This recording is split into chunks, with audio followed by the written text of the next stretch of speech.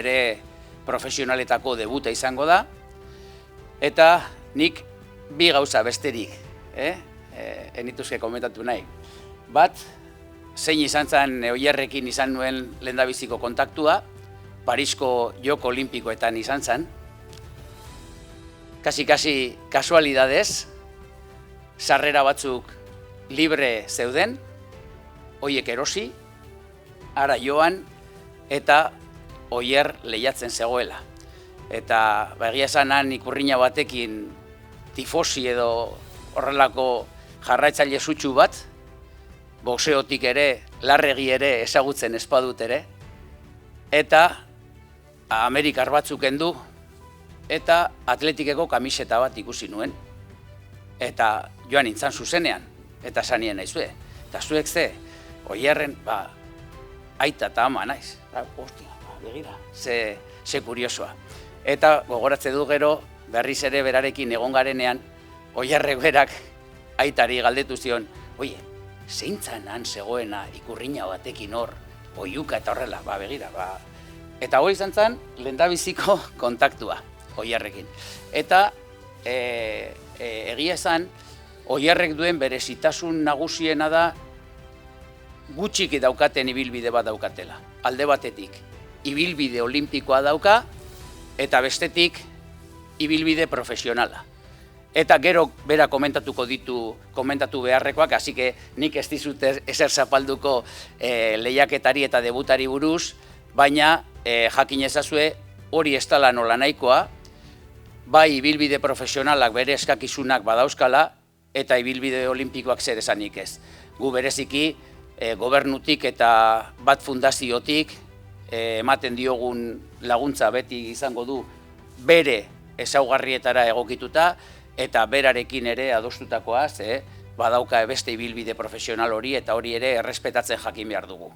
Hola, buenas a todos. Primero agradecer a todo el mundo que ha venido aquí a apoyarme, a mi familia, a mis amigos y nada, el 14 de marzo va a ser el comienzo de una nueva etapa, la etapa profesional, que voy a seguir combinando con el boxeo olímpico.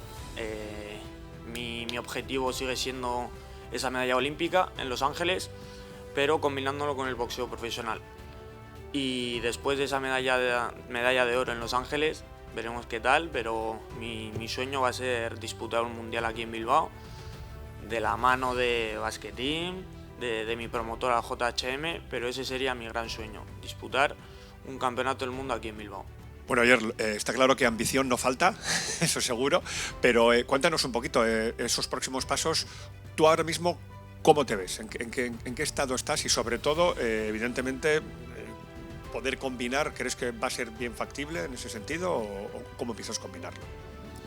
Sí, no veo que vaya a ser muy complicado porque voy a debutar a 4 asaltos. Sí es verdad que yo desde un principio tenía intención de hacerlo a 6, pero viendo el calendario que tenía con el equipo nacional, para no entorpecer la preparación y todo, decidimos hacerlo a 4, porque de aquí a mes y poco tengo una Copa Mundial, que es bastante importante para el ranking mundial a la hora de clasificar. Por lo tanto, este año lo más seguro que los combates sean a 4, a 6 máximo, para poder seguir combinándolo. Para aquellos que todavía no te conozcan, ¿nos puedes dar un poquito unas pinceladas de cómo comienzas a introducirte en el boxeo? ¿A qué edad comienzas a meterte dentro? Bueno, yo empecé a boxear con 8 años. Bueno, empecé con el kickboxing, pero las patadas la verdad que era bastante torpe, así que decidí solo empezar a boxear. Y a los 12 años empecé a formar parte del equipo nacional y a los 14 me fui a vivir a Murcia, al centro de alto rendimiento. Allí estuve 4 años y hasta ahora en Madrid. Hasta ahora en Madrid, es allí donde entreno, en la residencia Joaquín Blume. Y nada, cada vez que puedo aprovecho a venir aquí a entrenar en el centro de Basket Team y a prepararme.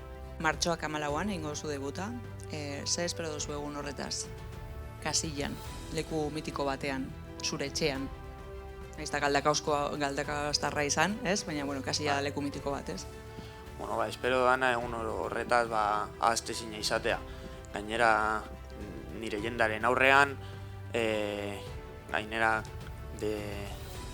Jon Ferrek boxeatuko deu, Jokinek boxeatuko deu, boxealariak dira ni txikitatik ikusitakoak, eta niretzat kriston ohorea da, llegaz belada berdina borrokatzea, eta aurrera.